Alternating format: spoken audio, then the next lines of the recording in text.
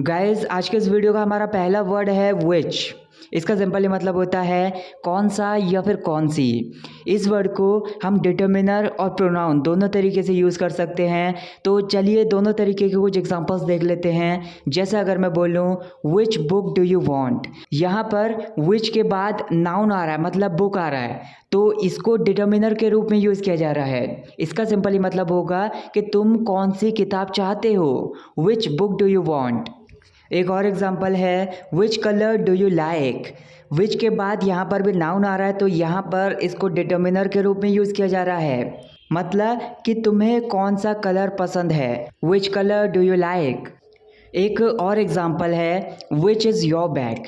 विच के बाद यहाँ पर नाउन नहीं आ रहा है, तो इसका मतलब ये है कि विच वर्ड को यहाँ पर एज अ प्रोनाउन के रूप में यूज़ किया जा रहा है। तो इसका मतलब होगा कि तुम्हारा कौन सा बैग है। इसी सेंटेंस को आप इस तरीके से भी बोल सकते हैं विच bag is yours.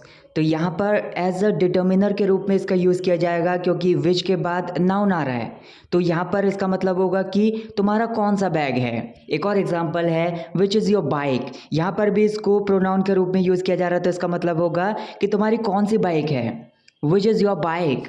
Next one is for which.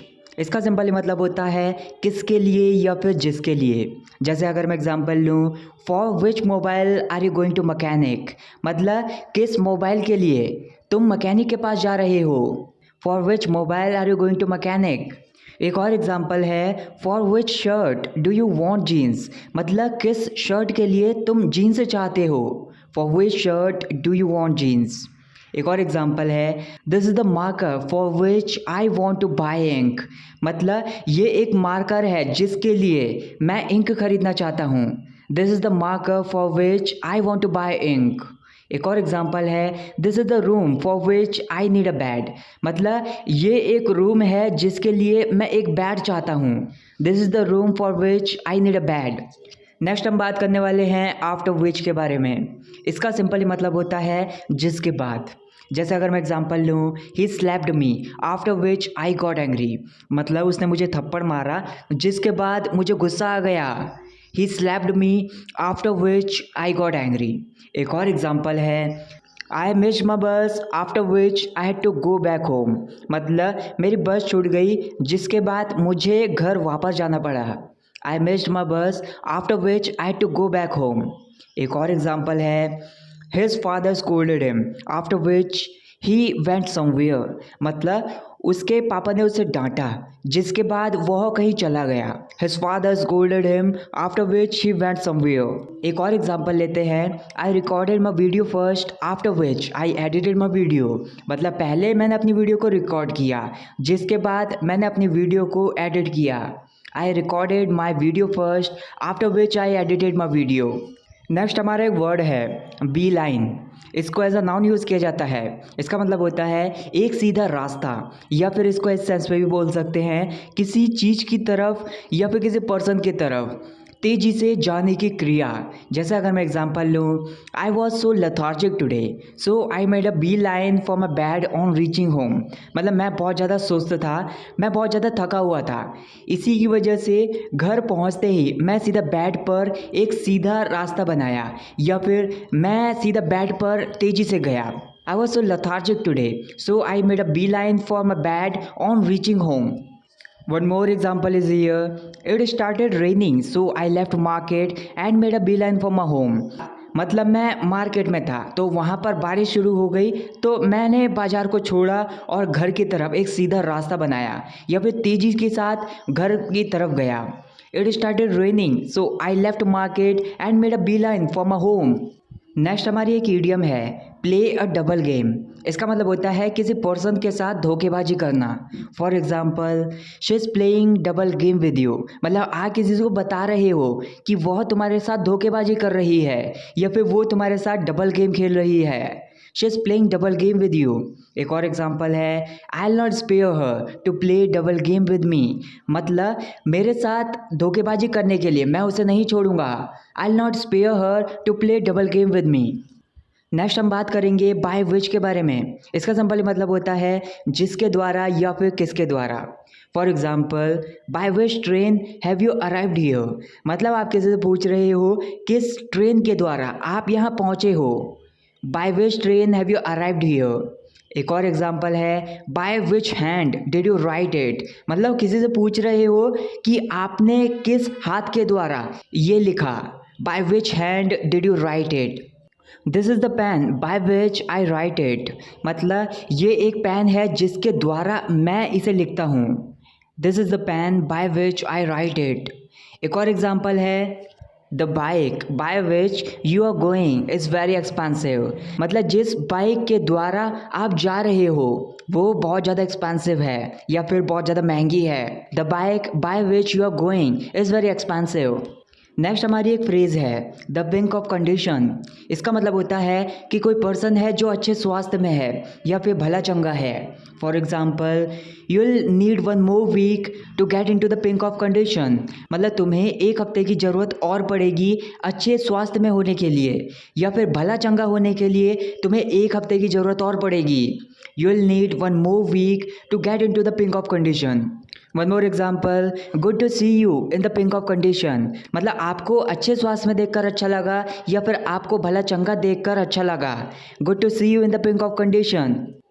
Next हम बात करने वाले हैं ऑफ विच के बारे में। इसका सिंपली मतलब होता है जिसका या फिर जिसकी। इसको सिंपली हम उस सेंस में बोलते हैं जब हमें नॉन लिविंग थिंग्स के बारे में बात करनी हो। जैसे अगर मैं एग्जांपल लूँ, this is the chair of which 1 leg is broken, मतलब ये एक कुर्सी है जिसकी एक टांग टूटी हुई है। This is the chair of which 1 leg is broken. एक और एग्जाम्पल है the house of which colour is attractive is mine, मतलब एक घर जिसका रंग अट्रैक्टिव है, जिसका रंग आकर्षक है, मेरा है। The house of which colour is attractive is mine. एक और एग्जाम्पल ले लेते हैं this is the ice cream of which flavour she likes, मतलब ये एक आइसक्रीम है जिसका फ्लेवर वह पसंद करती है। This is the ice cream of which flavour she likes. Next हमारी एक इडियम है पॉइजन समवन्स ईयर। इसका मतलब होता है किसी के खिलाफ किसी के कान भर देना या फिर किसी के खिलाफ किसी पर्सन को चढ़ा देना। जैसे अगर मैं बोलूँ someone poisoned her ears against me, मतलब मेरे खिलाफ किसी ने उसके कान भर दिए या फिर किसी ने उसको चढ़ा दिया मेरे खिलाफ। Someone poisoned her ears against me. एक और एग्जाम्पल है don't listen to her, she is just trying to poison your ears against me, मतलब उसकी बात को मत सुनो, वो बस मेरे खिलाफ तुम्हारे कान भरने की कोशिश कर रही है। Don't listen to her, she is just trying to poison your ears against me. Next one is with which. इसका मतलब होता है किस चीज़ से या फिर किस चीज़ के द्वारा। जैसे अगर मैं बोलूँ with which pen do you write, मतलब किस पेन के द्वारा तुम लिखते हो या फिर किस पेन से तुम लिखते हो। गाइस, स्पोकन इंग्लिश और रिटन इंग्लिश में हम इस सेंटेंस को बोल तो सकते हैं, लिख भी सकते हैं, ये सही भी है, लेकिन ज़्यादातर हम इस सेंटेंस को प्रेफर करते हैं जो मैं बोलने वाला हूँ। Which pen do you write with, मतलब विद को हम लास्ट में लगाते हैं तो ये सेंटेंस थोड़ा सा अट्रैक्टिव लगता है। हालांकि दोनों का मतलब सेम ही होगा कि तुम किस पेन के द्वारा लिखते हो। एक और एग्जांपल देखते हैं which knife are you chopping the vegetables with, मतलब किस चाकू के द्वारा आप सब्जियां काट रहे हो। Which knife are you chopping the vegetables with. One more example which editor do you edit your videos with, मतलब किस एडिटर से आप अपनी वीडियोज़ को एडिट करते हो। Which editor do you edit your videos with. Next हमारी एक फ्रेजल वर्ब है कॉल बाय। इसका मतलब होता है किसी को थोड़े समय के लिए मिलना या फिर किसी को थोड़े समय के लिए मिलने जाना। For example I want you to call by tomorrow, मतलब मैं आपसे कल थोड़े समय के लिए मिलना चाहता हूँ। I want you to call by tomorrow. एक और एग्जाम्पल है I thought I would call by you and inquire after you, मतलब मैंने सोचा मैं तुमसे थोड़ी देर के लिए मिल लूँगा और तुम्हारे हाल चाल भी पूछ लूँगा। I thought I would call by you and inquire after you. Next हमारा एक वर्ड है डेजल। इसको एज अ वर्ब यूज़ किया जाता है। इसका मतलब होता है किसी पर्सन को किसी चीज़ से बहुत ज़्यादा इम्प्रेस कर देना या फिर किसी चीज़ से बहुत ज़्यादा प्रभावित कर देना। जैसा अगर मैं एग्जांपल लूँ I was dazzled by Alia Bhatt's charm look, मतलब आलिया भट्ट के आकर्षक लुक की वजह से मैं बहुत ज़्यादा प्रभावित हो गया था, या फिर आलिया भट्ट के चार्म लुक से मैं बहुत ज़्यादा प्रभावित हो गया था। I was dazzled by Alia Bhatt charm look. एक और एग्जाम्पल है शी डेजर्ड हर ऑडियंस, मतलब उसने अपनी ऑडियंस को, अपने दर्शकों को बहुत ज़्यादा प्रभावित कर दिया। She desert her audience. Next हम बात करने वाले हैं इन विच के बारे में। इसका सिंपली मतलब होता है जिसमें या फिर किस में।